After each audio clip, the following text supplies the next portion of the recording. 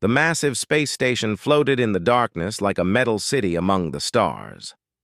Ambassador Jake Morrison pressed his face against the small window of the human ship New Horizon and stared at the impossible structure. The station was bigger than anything humans had ever built. It stretched for miles in every direction with towers and spires that glowed with soft blue light. This was Vega Prime Station, home to the Galactic Council that ruled the galaxy for 10,000 years. Jake straightened his formal Earth uniform and checked his appearance one last time. Today would change everything for humanity. After 50 years of space travel, humans had finally made contact with alien life. Not just one species, but 12 different civilizations that worked together to keep peace across the galaxy. The message from the Council had been brief but clear. Earth was invited to present itself for possible membership in the galactic community. The docking bay doors opened with a soft hiss. Jake walked forward with Dr. Lisa Parker beside him. Lisa carried a briefcase full of human achievements. Scientific discoveries, technological advances, and cultural developments that showed humanity deserved a place among the stars. Behind them came Captain Ryan Brooks and 6 other crew members representing Earth's military and civilian leadership. The docking bay was enormous. Ships from a dozen different worlds sat in neat rows. Some looked like flowing liquid metal, while others resembled giant crystals or living organisms. The human ship looked crude and basic next to these elegant vessels. Jake tried not to feel embarrassed as alien beings watched their arrival. A tall figure approached them. It walked on 6 legs and had skin that looked like polished stone. Multiple eyes blinked along its elongated head as it spoke through a translation device. "I am Counselor Vexthul of the Krathan Empire. You are the humans from the small world called Earth?" Jake stepped forward and bowed slightly. "Yes, I am Ambassador Jake Morrison representing the United Earth Government. We are honored by this invitation to address the Galactic Council." Vexthul made a clicking sound that might have been laughter. "Follow me. The Council is curious to see what your species has accomplished in your brief time among the stars." They walked through corridors filled with beings Jake could never have imagined. Floating gas clouds that sparkled with inner light drifted past them. Crystalline creatures that looked like living diamonds moved in perfect geometric patterns.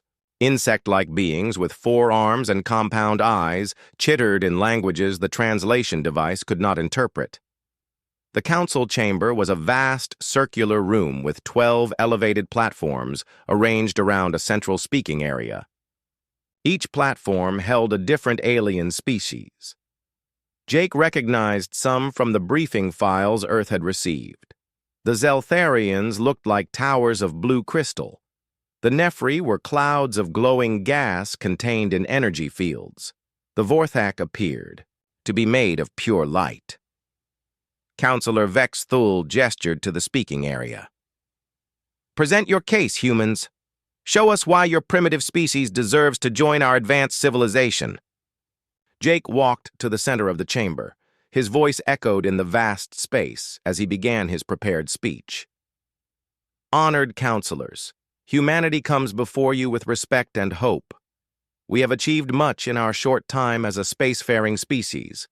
We have cured diseases, explored our solar system, and developed technologies that allow us to travel between stars." Dr. Lisa Parker activated a holographic display showing human achievements. Images of cities, spaceships, computers, and medical equipment appeared in the air. She spoke with pride about fusion reactors that powered human civilization and quantum computers that solved complex problems.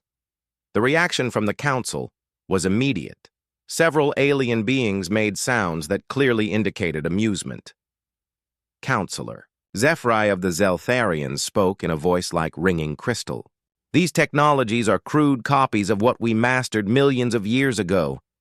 Your fusion reactors are inefficient and dangerous.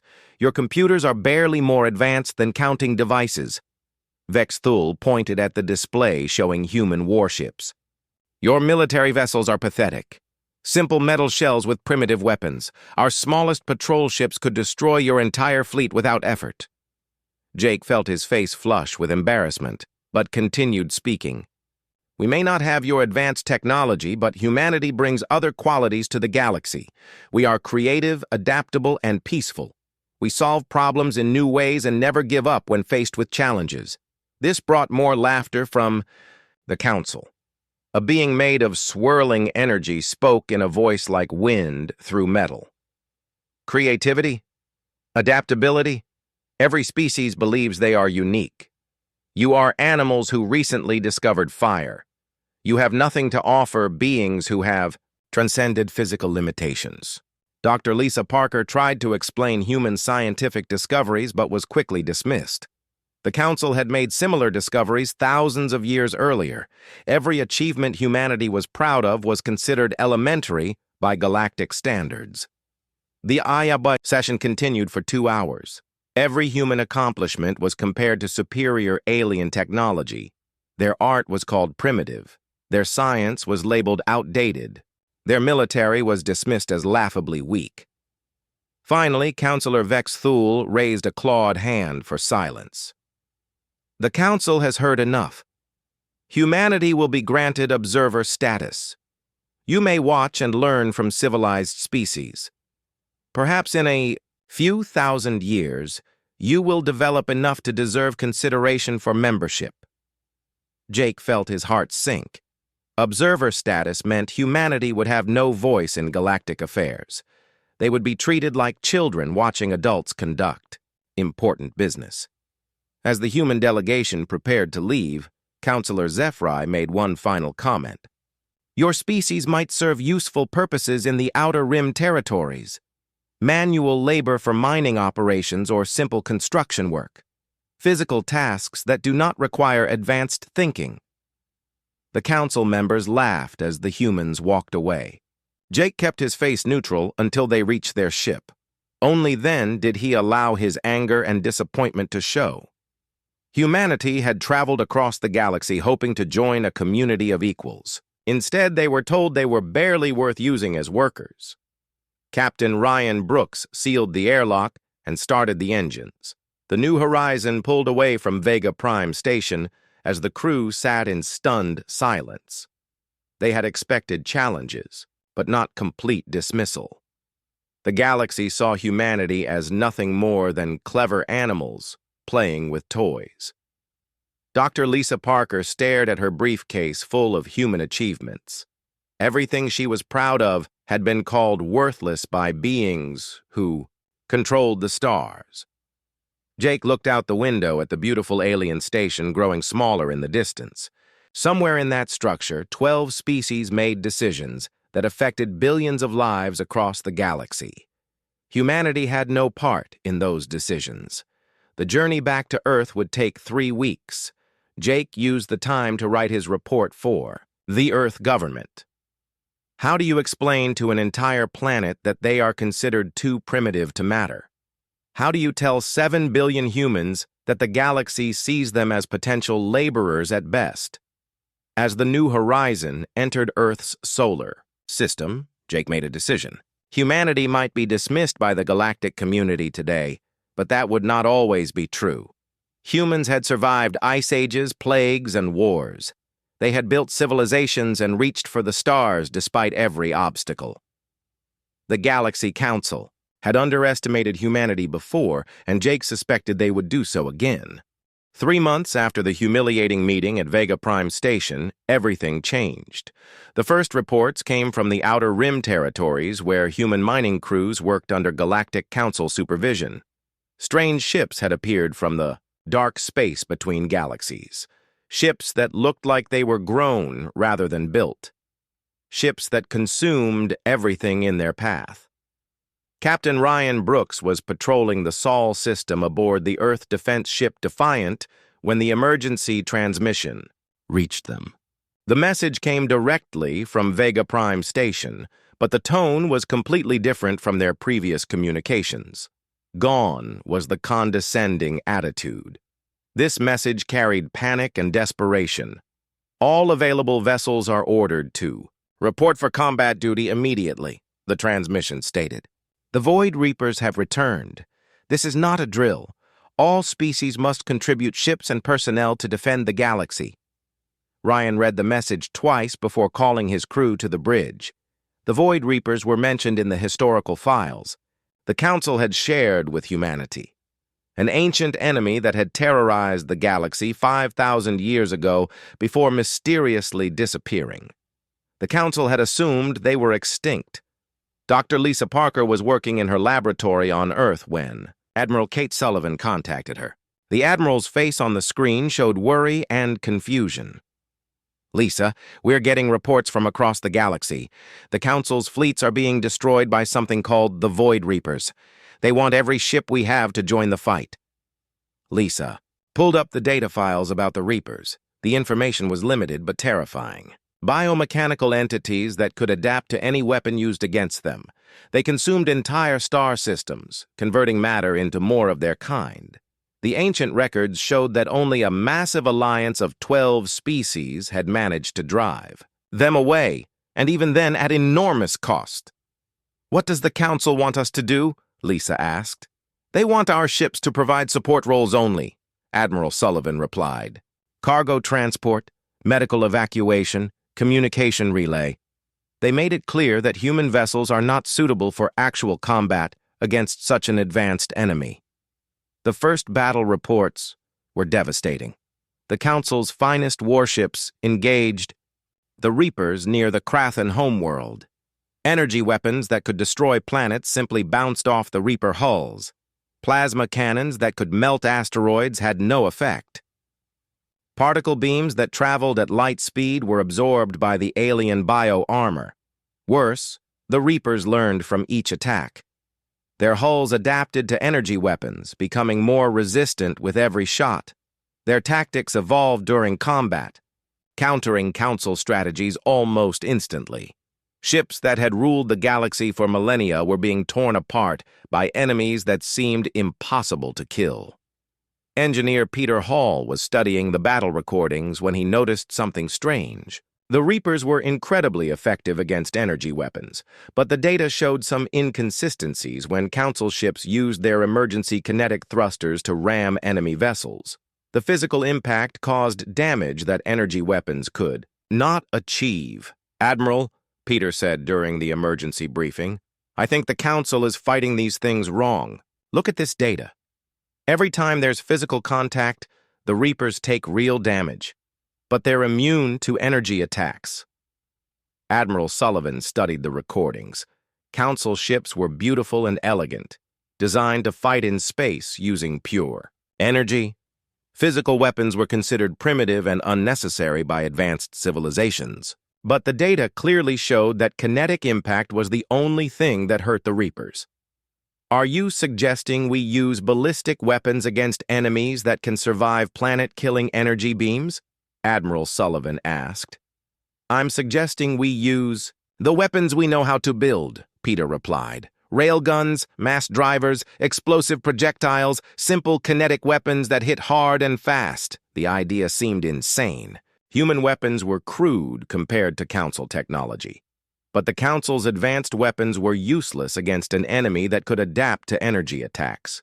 Perhaps humanity's primitive approach might work where sophistication had failed. Admiral Sullivan authorized Project Hammer, a crash program to retrofit human ships with kinetic weapons. Every available vessel was recalled to Earth's shipyards. Fusion reactors were rewired to power electromagnetic railguns. Missile pods were loaded with depleted uranium penetrators. Even old-fashioned chemical explosives were manufactured in massive quantities. The Council monitored human communications and considered their preparations amusing. Counselor Vexthul sent a message expressing sympathy for humanity's naive attempt to help with primitive weapons. Your efforts are admirable but pointless, the message stated. These creatures have survived attacks from our most advanced energy systems. Your simple projectiles will have no effect. While engineers worked frantically to arm human ships, Marine Colonel Danny Torres proposed something even more radical. We should board their ships, he told Admiral Sullivan. The Council fights from a distance with automated systems, but humans know close combat. We could get inside their vessels and plant explosives. The suggestion shocked even human military leaders. Boarding enemy ships was considered suicide in modern space warfare. No species had attempted such tactics for thousands of years. Energy shields and automated defenses made boarding actions impossible against advanced civilizations. But the Reapers were not an advanced civilization. They were organic entities that relied on adaptation and learning. Their defenses were designed to counter energy weapons and long-range attacks. They might not be prepared for humans with guns and grenades fighting inside their ships. Dr. Rebecca Stone made another crucial discovery while analyzing Reaper communication patterns. The creatures operated as a hive mind, sharing information across vast distances instantly. But their network relied on bioelectrical signals that could be disrupted by electromagnetic pulses. EMP devices might work, Rebecca explained to the research team. The Council considers electromagnetic warfare primitive and abandoned it centuries ago. But if we can disrupt their communication network, individual Reaper ships would lose their collective intelligence. The human fleet consisted of 50 ships when they departed Earth orbit. Captain Ryan Brooks commanded the task force from the Defiant, now equipped with 6 railguns and 4 missile launchers. Every ship carried Marines, armed with conventional weapons and electromagnetic pulse devices. The journey to Crathan space took 5 days. During the trip, they received constant updates from the battle zone. The Council fleet had retreated after losing 60% of their vessels. Hundreds of ships destroyed by an enemy that seemed impossible to defeat. The Council's most powerful weapons were useless against creatures that could adapt to any energy attack. When the human fleet arrived at the Crathan system, they found debris fields stretching across millions of kilometers. Broken pieces of Council ships drifted in space alongside strange organic matter that might have been Reaper remains. The Council fleet maintained position near the outer planets, while Reaper forces gathered around the inner worlds. Counselor Vexthul contacted Captain Brooks directly. Human vessel, you are ordered to retreat to a safe distance. These creatures are beyond your ability to engage. Your primitive weapons cannot succeed where our advanced systems have failed. Captain Brooks checked his instruments. 50 human ships faced an enemy that had destroyed hundreds of Council vessels. By any reasonable measure, this was suicide. But reasonable measures had not worked against the Reapers. Perhaps unreasonable measures might. Thank you for the warning, Counselor, Ryan replied. But humanity did not come here to retreat. We came to fight. The Council fleet watched from their safe position as human ships moved toward the Reapers. Their sensors detected the crude kinetic weapons and simple electromagnetic systems. Counselor Zephyri commented that humanity's sacrifice might provide useful data about Reaper capabilities. What happened next would change how the galaxy viewed both humanity and the nature of advanced warfare. The Reapers had learned to counter energy weapons over thousands of years. They had adapted to every sophisticated attack the Council could devise. But they had never faced an enemy that relied on throwing rocks very fast and very hard. The first railgun salvo struck the lead Reaper ship like a metal meteor. Depleted uranium projectiles moving at incredible speed punched through bioarmor that had resisted planet-killing energy beams. The Reaper vessel shuddered and leaked strange fluids into space. For the first time in months, something had hurt the creatures that seemed impossible to kill. The Council fleet sensors could not believe what they were recording. A human railgun projectile had penetrated Reaper bioarmor that had withstood their most powerful energy weapons. The impossible had happened, and now every alien command center buzzed with activity as they tried to understand how primitive kinetic weapons could succeed where advanced energy systems had failed. Dr. Lisa Parker worked frantically in her mobile laboratory aboard the science vessel Discovery. She had samples of Reaper biomaterial that surviving Council ships had managed to collect during previous battles. Under her microscope, the alien tissue showed incredible adaptation to energy-based attacks. The cellular structure could absorb, deflect, and redistribute energy weapons with amazing efficiency. It's like biological armor designed specifically to counter energy beams, Lisa explained to Admiral Kate Sullivan over the communication link. But look at this damage from the railgun impact. The kinetic force simply tore through the biomaterial without giving it time to adapt. Physical destruction works faster than biological adaptation. Engineer Peter Hall was already working on improvements to their weapon systems. The first railgun strike had proven the concept, but one successful hit did not guarantee victory. The Reapers would learn from this attack just as they had learned from Council energy weapons. Humanity needed to stay ahead of their adaptation cycle. We need variety, Peter told his engineering team. Different types of kinetic weapons, different materials, different velocities. If they adapt to depleted uranium, we switch to tungsten. If they adapt to solid projectiles, we use explosive shells. We keep changing faster than they can learn. The human manufacturing ships worked around the clock producing ammunition. Simple explosive warheads filled with chemical compounds that had been considered obsolete for centuries. Cluster munitions that scattered thousands of small projectiles across wide areas. Even old-fashioned bullets were manufactured in massive quantities for the boarding teams. Marine Colonel Danny Torres trained his assault forces using virtual reality simulations based on Reaper ship layouts. The alien vessels were completely unlike human designs. Organic corridors that pulse like blood vessels, chambers that seemed to grow and change shape, biomechanical systems that blurred the line between living tissue and advanced technology. Remember, these things are used to fighting from a distance, Danny told his Marines. They've probably never dealt with enemy soldiers inside their ships. We go in hard and fast, plant our charges, and get out before they know what hit them. The Marines carried simple but effective weapons. Assault rifles firing armor-piercing rounds, shotguns loaded with explosive shells, grenades filled with chemical compounds that would disrupt biological systems. Nothing sophisticated or elegant, just reliable tools for close-quarters combat. Dr. Rebecca Stone continued studying Reaper communication patterns from intercepted signals. The hive mind network was incredibly complex, but relied on bioelectrical impulses that could be jammed using electromagnetic interference. She worked with human technicians to modify old EMP devices that most species had abandoned centuries ago. The Council thinks electromagnetic warfare is primitive, Rebecca explained to her research team. They've developed beyond the need for such crude systems. But that means the Reapers have never learned to defend against EMP attacks. We can blind their network using technology they've probably never encountered.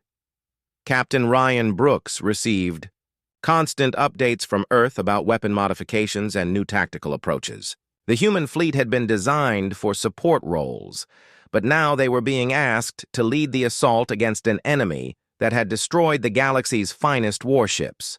The responsibility was enormous, but Ryan felt confident in human ingenuity. Fortidia. Retrofit process continued even as Reaper forces gathered for another assault on Council positions. Human ships docked with mobile supply vessels to receive new weapons and ammunition. Railguns were calibrated for maximum penetration. Missile systems were loaded with experimental warheads. EMP devices were installed and tested. Engineer Peter Hall made a breakthrough while studying Reaper movement patterns. The alien ships moved in perfect formation, coordinating their actions through the hive mind network. But if that network could be disrupted, individual ships would lose their collective intelligence advantage. It's like cutting the strings on a puppet, Peter explained to Admiral Sullivan. These creatures are incredibly dangerous when they work together, but individually they might be much less effective. We hit them with EMP weapons first to disrupt their coordination, then follow up with kinetic strikes while they're confused. The strategy required precise timing and coordination. Human ships would need to work as a team despite having simpler communication systems than the Council fleets. But humanity had one advantage that advanced alien species had lost: the ability to improvise and adapt during combat. Colonel Danny Torres received volunteers from unexpected sources. Some Council species had military traditions, and a few individuals wanted to learn human boarding tactics. The training was basic but effective: how to move through confined spaces, how to use cover and concealment, how to fight when elegant. Technology failed, and only crude determination remained. Dr. Lisa Parker made another important discovery about Reaper biology. The creatures could regenerate from almost any damage, but the process took time and energy. Kinetic weapons that caused massive trauma could overwhelm their healing abilities if the attacks came fast enough and hit hard enough. "It's not enough to hurt them," Lisa reported. "We need to hurt them faster than they can heal. Multiple impacts in rapid succession, overwhelming force applied before they can adapt or regenerate." This information changed human tactics completely. Instead of single powerful shots, they would use sustained barrages of smaller projectiles, continuous kinetic bombardment that gave the Reapers no time to recover. Quantity over quality, persistence over elegance. The Council watched human preparations with growing interest. What had started as amusement at primitive weapons was becoming genuine curiosity about human methods. Councilor Zephyri requested detailed reports about kinetic weapons technology. Councilor Vexthul asked for tactical analyses of human boarding procedures. "Perhaps there is value in studying primitive approaches," Vexthul admitted during a private council session. "Our advanced methods have failed against these creatures. The humans offer different perspectives that might prove useful." Dr. Rebecca Stone completed her modifications to the EMP systems just as Reaper forces began moving toward the Council fleet positions. The timing would be critical. EMP devices had to fire at exactly the right moment to disrupt the hive mind network without interfering with human coordination systems. Captain Ryan Brooks called his fleet commanders to final briefing. 50 human ships against Reaper forces that had destroyed hundreds of Council vessels. The odds were terrible, but humanity had faced impossible odds before. Every ship captain understood the stakes. If they failed, the galaxy would fall to an enemy that could not be defeated by conventional means. "We're not trying to be heroes," Ryan told his commanders. "We're trying to solve a problem that nobody else could solve.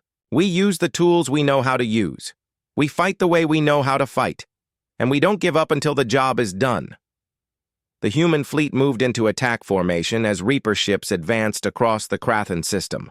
Council forces retreated to safe positions and watched their sensors carefully. They had seen human weapons work once, but could primitive technology succeed against an enemy that learned from every encounter?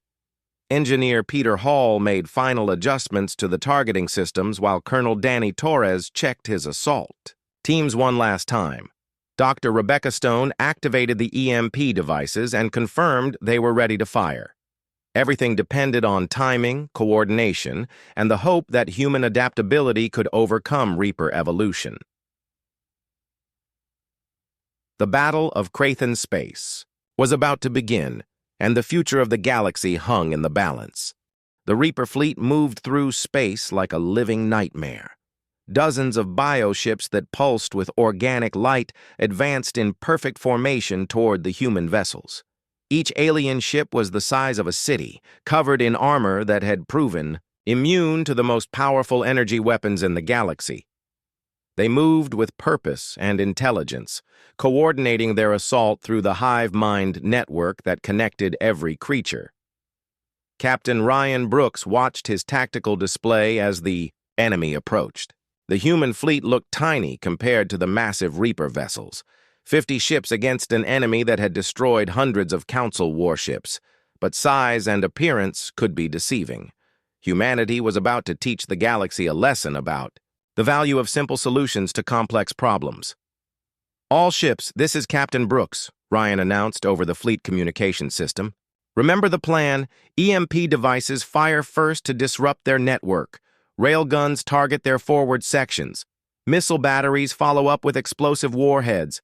Boarding teams prepare for assault. Stay close to your wingmen and adapt to changing conditions. Dr. Rebecca Stone monitored the electromagnetic signatures from her position aboard the science vessel Discovery. The Reaper hive mind produced constant bioelectrical signals as the creatures shared information across their fleet. The network was incredibly sophisticated but relied on frequencies that human EMP devices could disrupt. "EMP weapons ready," Rebecca reported. "Targeting the strongest signal sources, firing in 10 seconds. The electromagnetic pulse devices had been considered obsolete technology for thousands of years. The Council had developed far beyond the need for such crude electronic warfare.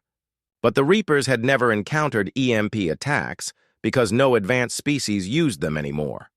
The pulse weapons fired simultaneously from 20 human ships. The effect was immediate and devastating. Reaper bioships suddenly lost coordination as their hive mind network collapsed. Ships that had moved in perfect formation began drifting separately. The collective intelligence that made them so dangerous was reduced to individual creatures acting without shared knowledge. Engineer Peter Hall watched the targeting computers lock onto the confused Reaper vessels.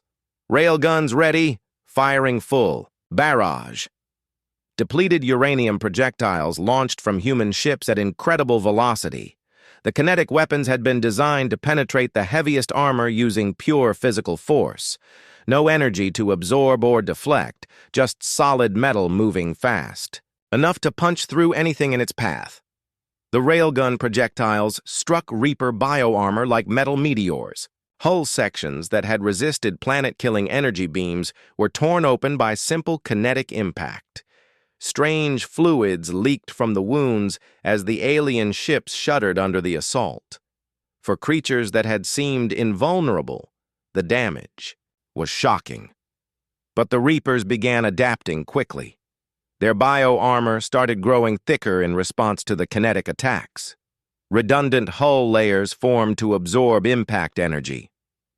The creatures were learning to counter human weapons, just as they had learned to counter Council energy systems.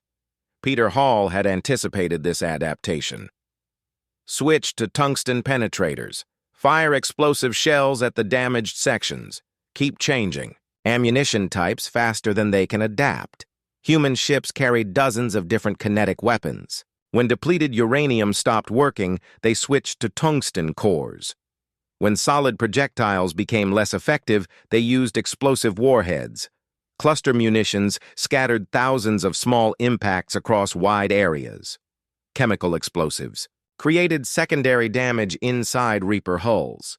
The aliens tried to adapt to each new weapon type, but humanity kept changing faster than Reaper evolution could follow. Just as the bio-armor developed resistance to one ammunition type, human ships switched to something completely different. The creatures could not learn to counter weapons that constantly changed. Commander Amy Foster piloted her fighter squadron through the chaos of battle using techniques developed for atmospheric combat. Council ships were designed for elegant space warfare, but human vessels retained the ability to operate in planetary atmospheres. This gave them maneuverability that confused the Reapers. Amy dove her fighters below the main battle formation and attacked from an unexpected angle. Reaper defenses were focused on threats from standard attack vectors. They had not prepared for enemies that could change direction like atmospheric aircraft. The human fighters struck damaged hull sections with focused missile barrages. Colonel Danny Torres watched the battle from the assault ship Normandy as his Marines prepared for the most dangerous part of the operation. Boarding actions against enemy vessels had not been attempted in galactic warfare for thousands of years. Modern species fought from safe distances using automated systems and energy weapons. But humans had maintained traditions of close quarters combat. Every Marine knew how to fight in confined spaces using simple but effective weapons. They carried assault rifles, shotguns, and grenades instead of sophisticated energy systems. Their equipment was crude but reliable under extreme conditions. "Normandy to all assault teams," Danny announced. Target the damaged Reaper vessels. We go in fast and plant charges at critical systems. Remember, these creatures have never dealt with boarding parties. Use that advantage. The assault ships were modified human transports equipped with cutting tools and explosive charges.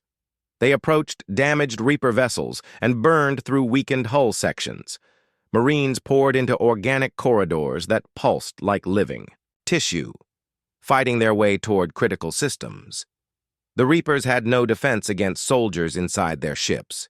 Their bioarmor was designed to resist external energy attacks, not internal assault teams with explosive charges. Marines moved through alien corridors, placing demolition devices at key junction points while fighting off automated defense systems. Dr. Rebecca Stone continued jamming Reaper communications while monitoring the battle progress. Individual alien ships were much less effective without hive mind coordination. They made tactical mistakes and failed to support each other properly. The collective intelligence that made them so dangerous was completely disrupted. EMP devices. Cycling for second pulse, Rebecca reported. The network is trying to re-establish connection, firing again in 5 seconds.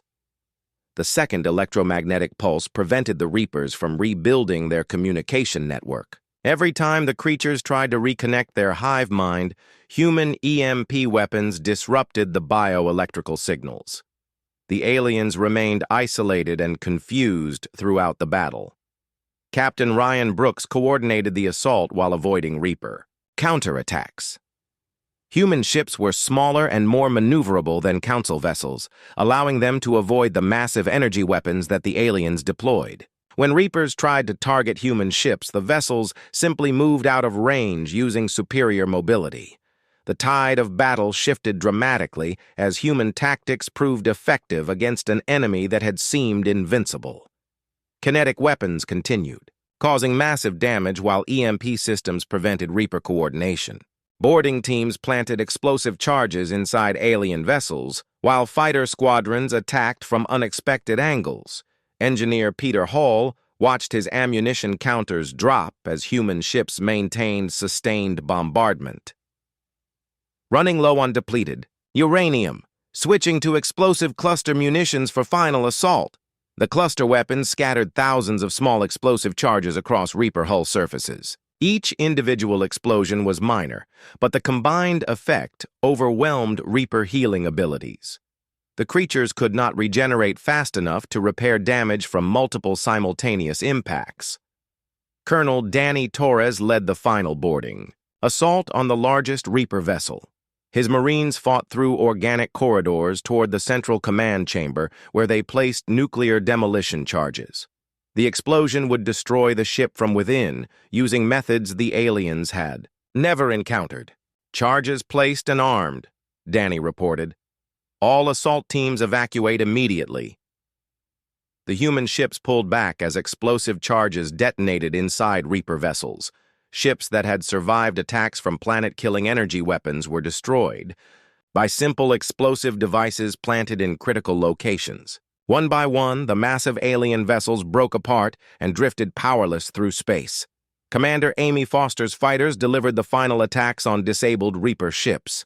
Missile strikes on damaged hull sections finished off creatures that had terrorized the galaxy for months. The battle that had seemed impossible was ending in complete human victory. Captain Ryan Brooks watched the tactical display as the last Reaper signals disappeared from his sensors. The alien fleet that had destroyed hundreds of Council ships was reduced to floating debris. 50 human vessels had accomplished what the entire galactic military could not achieve. All ships report status, Ryan announced. Casualties and damage, reports. The human fleet had taken losses but remained largely intact. 3 ships destroyed, 7 damaged, but 40 vessels still combat-ready. Against an enemy that had annihilated Council fleets, humanity had achieved decisive victory using weapons and tactics that advanced civilizations had abandoned centuries ago. The Council fleet watched from their safe positions as human ships secured the battlefield. The silence after battle was broken by a communication request from the Council fleet. Counselor Zephyrai's crystalline voice carried notes of amazement instead of the usual condescension when she spoke to Captain Ryan Brooks.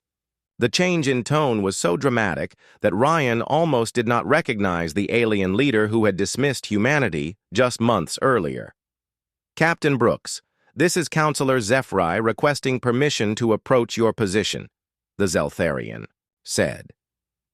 "We wish to examine the battle site and understand how your forces achieved victory against an enemy that defeated our combined fleets." Ryan looked at his tactical display showing the debris field that had once been a Reaper attack force. Massive bioships reduced to floating wreckage by human weapons that the Council had called primitive. The victory still seemed impossible even to the people who had achieved it. "Permission granted, Counselor," Ryan replied. "All human ships are standing by to assist with your investigation." The Council vessels approached slowly, their sensors recording every detail of the battlefield. Scientists from 12 different species studied the wreckage, trying to understand how simple kinetic weapons had succeeded where advanced energy systems had failed. The data contradicted everything they thought they knew about modern warfare. Dr. Lisa Parker received the first request for technical information from Council scientists. Counselor Vex Thule, who had mocked human achievements during their initial meeting, now asked detailed questions about railgun technology and electromagnetic pulse systems. The tone of his communication was respectful and curious. "Dr. Parker, we would appreciate any information you can share about your kinetic weapons design," Vex Thule stated. "Our scientists are particularly interested in how you achieved such penetration against bioarmor that resisted our most powerful energy beams." Lisa smiled as she prepared her response. For months, human technology had been dismissed as crude and worthless. Now the same aliens were asking to learn from human innovations. She decided to be generous with information while making it clear that humanity deserved respect. "The key is understanding that advance does not always mean better," Lisa explained during the joint scientific conference. "Your energy weapons are elegant and powerful, but the Reapers evolved specifically to counter that type of attack. Sometimes the solution to a complex problem is surprisingly simple." Engineer Peter Hall found himself teaching Council technicians about weapons systems their species had abandoned thousands of years ago. The aliens struggled to understand kinetic weapons because they had developed beyond the need for such crude systems. But crude systems were exactly what the situation required. Physical projectiles work because they transfer energy through impact rather than beam transmission, Peter explained to a group of Krathan engineers.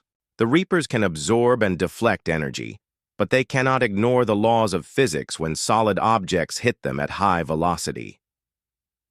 The retrofit process began immediately as Council ships requested modifications to carry human-designed weapons. The work was challenging because alien vessels were built around energy systems with completely different power requirements and structural designs, but necessity forced innovation and cooperation between species. Admiral Kate Sullivan arrived with the second human fleet, bringing additional ships and supplies for the ongoing campaign against remaining Reaper forces. Her arrival marked a significant change in human status within the galactic community. Instead of being assigned support roles, human ships were now leading combat operations. Colonel Danny Torres found himself training volunteers from various Council species in boarding tactics and close-quarters combat. The concept of physical fighting was completely foreign to most aliens, but they recognized its effectiveness against enemies that conventional weapons could not touch. "Combat inside enemy ships requires different thinking," Danny explained to his mixed-species assault teams. "You cannot rely on technology to solve every problem. Sometimes you need determination, improvisation, and the willingness to get your hands dirty." The training sessions revealed interesting differences between species. The crystalline Zeltharians were physically fragile but incredibly precise in their movements.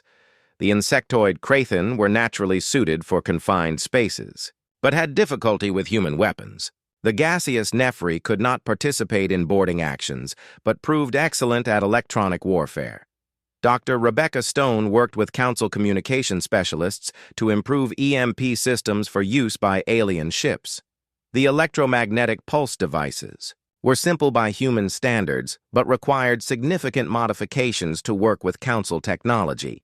The aliens had abandoned such systems so completely that they had to relearn basic principles. Electromagnetic warfare fell out of favor because energy shields make it ineffective against modern ships, Rebecca explained. But the Reapers use bioelectrical networks that are vulnerable to interference. Old technology became new again when facing an unusual enemy. The Galactic Council convened an emergency session to address humanity's new status. The meeting took place aboard Vega Prime Station, but this time Ambassador Jake Morrison was invited as a full participant rather than an observer. The chamber, where humanity had been dismissed, now welcomed them as equals. Councillor Vexthul stood before the assembly and made a formal statement that would change galactic politics forever. The Council acknowledges that our assessment of humanity was incorrect. Their tactical innovations and technological approaches have proven essential to galactic defense. Earth deserves full membership in our alliance. The vote was unanimous. Every species that had laughed at human achievements now voted to grant humanity equal status in galactic governance. Jake Morrison took his place among beings who had once considered humans barely worthy of manual labor positions. But the real changes were happening in the combined fleets fighting Reaper forces across the galaxy. Human tactics and Council technology merged into hybrid systems that proved far more effective than either approach alone. Ships equipped with both kinetic weapons and energy systems could handle any threat. Captain Ryan Brooks was promoted to Admiral and given command of the new, combined defense fleet. His flagship carried both human railguns and Zeltharian crystal energy arrays. The crew included humans, aliens, and mixed teams that brought different perspectives to every problem. The campaign against remaining Reaper forces became a series of decisive victories. The aliens could no longer adapt to attacks that combined multiple weapon types and tactical approaches. Energy weapons weakened their defenses while kinetic strikes delivered killing blows. EMP systems disrupted their coordination while boarding teams planted explosive charges. Engineer Peter Hall established the Galactic Weapons Research Institute, promoting collaborative development between human and alien engineers. The facility produced hybrid technologies that combined the best aspects of different civilizations. Human practicality merged with alien sophistication to create innovative solutions. Dr. Lisa Parker received the Council's highest scientific honor for her work on Reaper biology and kinetic weapons effectiveness. The same scientists who had dismissed her research now studied her findings to understand how biological entities could be defeated by physical force. Her work became required reading at Council academies. The cultural exchange proved as valuable as the technological cooperation. Humans learned advanced scientific principles from alien mentors, while aliens rediscovered the value of hands-on experimentation and practical problem-solving. Both sides benefited from exposure to different ways of thinking. Colonel Danny Torres founded the Galactic Marine Corps, combining human combat traditions with alien capabilities. His mixed species units became the elite forces used for the most difficult operations. The Marines, who had once been considered primitive soldiers, now trained the finest warriors in the galaxy. Admiral Kate Sullivan worked with Council strategists to develop new doctrines for galactic defense. The old approach of relying on single types of advanced weapons was replaced by diversified forces capable of adapting to any threat. Flexibility became more important than technological superiority. The Battle of Krathan Space had lasted only 6 hours, but its effects would reshape galactic civilization for generations. Humanity went from dismissed observers to respected leaders in less than a year. The Council learned that wisdom could come from unexpected sources and that advanced civilizations could still learn from seemingly primitive approaches. As Admiral, Ryan Brooks stood on the bridge of his flagship, watching mixed human and alien crews work together. He reflected on how much had changed. The galaxy that had once laughed at humanity now looked to human leadership for solutions to impossible problems. The universe was full of surprises, and humanity had reminded everyone that sometimes the best answer to a complex challenge was surprisingly simple. Physical force applied intelligently could defeat enemies that sophisticated energy weapons could not touch. Old wisdom, combined with new technology, could solve problems that neither approach could handle alone. The Galactic Council had learned to respect diversity of thought and approach.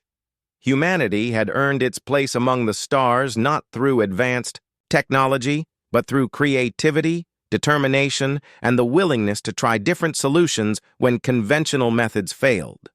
6 months after the Battle of Crathan Space, the last Reaper stronghold fell to combined human and council forces. The ancient enemy that had terrorized the galaxy for millennia was finally extinct. Ships equipped with both kinetic weapons and energy systems had systematically eliminated every Reaper vessel across dozens of star systems. The victory was complete and decisive. Admiral Ryan Brooks stood in the command center of the new Galactic Defense Headquarters, watching status reports from across the galaxy. Green lights indicated secure systems, while the final red markers disappeared. As cleanup operations finished, the headquarters itself was a symbol of the new cooperation between species, built using both human engineering and alien technology. The building's design reflected the philosophical changes that had swept through galactic civilization. Instead of the elegant curves and energy-based systems favored by council architecture, the structure combined practical human materials with sophisticated alien components. Form followed function, and function required durability and adaptability. Ambassador Jake Morrison received the formal notification that Earth had been granted permanent membership in the Galactic Council with full voting rights. The ceremony took place in the same chamber where humanity had been dismissed as primitive animals. Now human representatives sat as equals among species that had once considered them barely worthy of manual labor. The technological exchange had revolutionized both human and alien civilizations. Earth's cities now powered themselves with fusion reactors enhanced by Zeltharian crystal matrices. Human factories produced goods using Crathan manufacturing techniques, combined with human quality control methods. Medical advances from the Nephri species extended human lifespans while human surgical techniques improved alien healthcare. But the changes went far deeper than simple technology transfer. The Council's approach to problem-solving had been fundamentally altered by exposure to human methods. The old preference for elegant theoretical solutions was balanced by practical hands-on experimentation. Multiple approaches were tested instead of relying on single advanced systems. Dr. Lisa Parker established the Galactic Research Institute in Earth orbit, where scientists from all species worked together on collaborative projects. The facility's laboratories combined human experimental methods with alien theoretical knowledge. Research teams tackled problems using diverse approaches that no single species could have developed alone.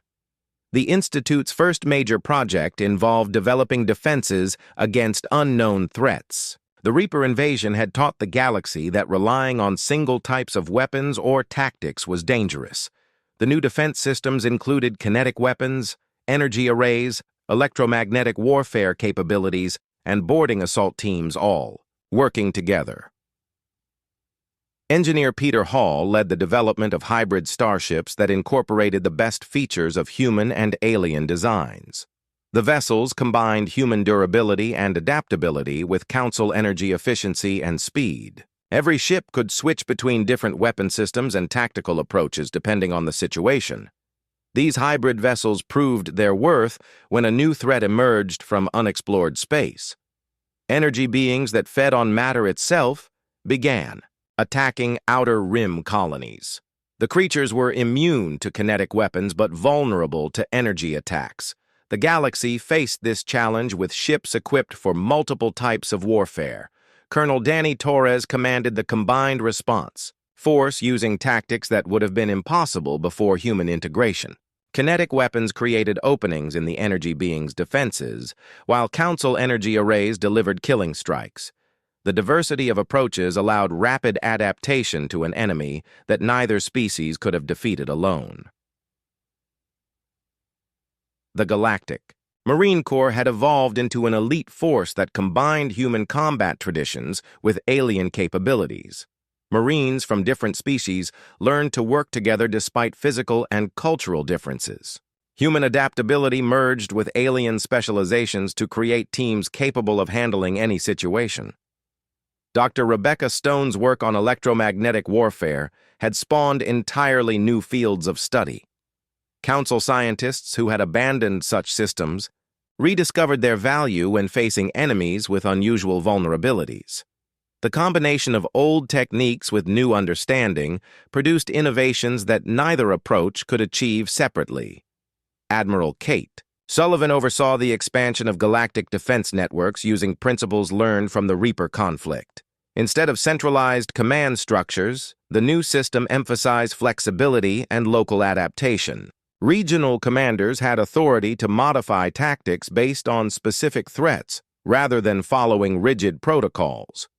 The cultural changes were as significant as the technological advances. Council species had spent millennia developing beyond what they considered primitive behaviors and instincts. Contact with humanity reminded them that evolution was not always linear and that older approaches sometimes contained valuable insights. Human educational institutions began accepting alien students while Council academies welcomed human researchers.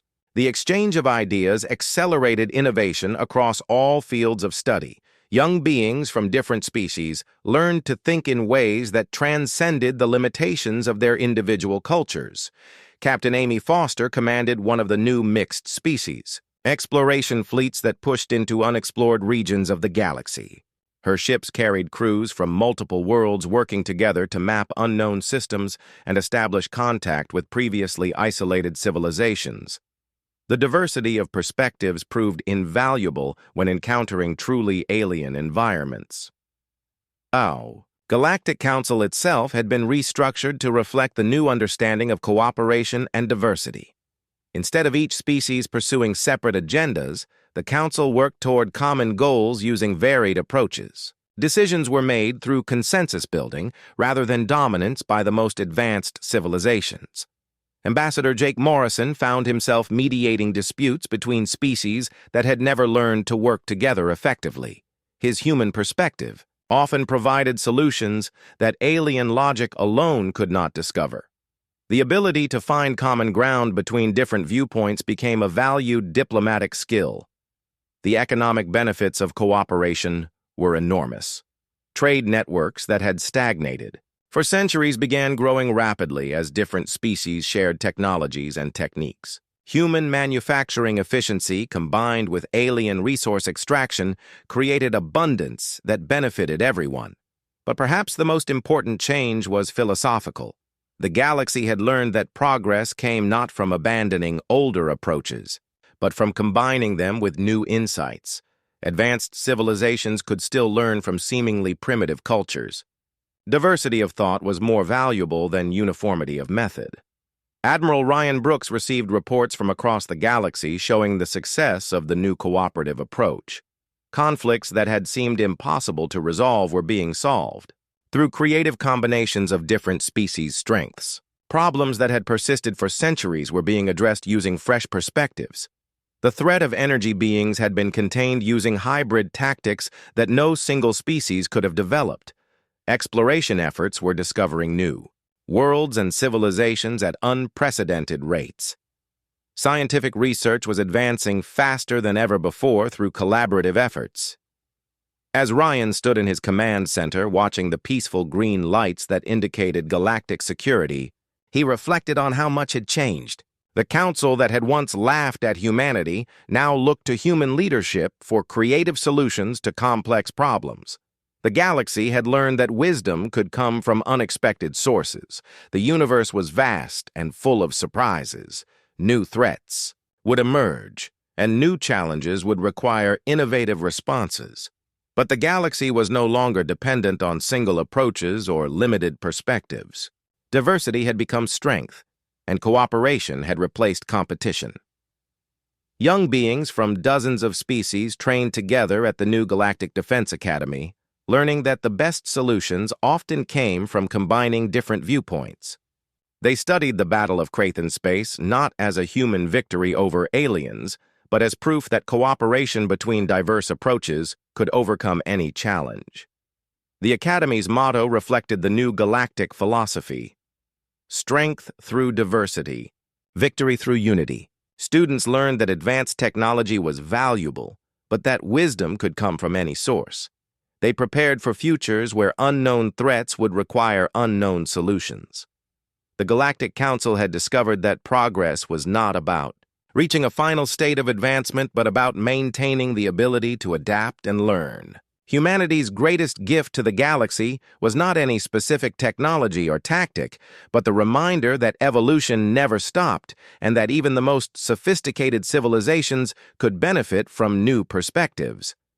The stars stretched endlessly, in all directions, full of mysteries and possibilities. The galaxy faced the future with confidence, knowing that whatever challenges emerged could be met through the combined wisdom of many species working together. The age of isolated advancement had ended, replaced by an era of cooperative growth that would benefit all intelligent life.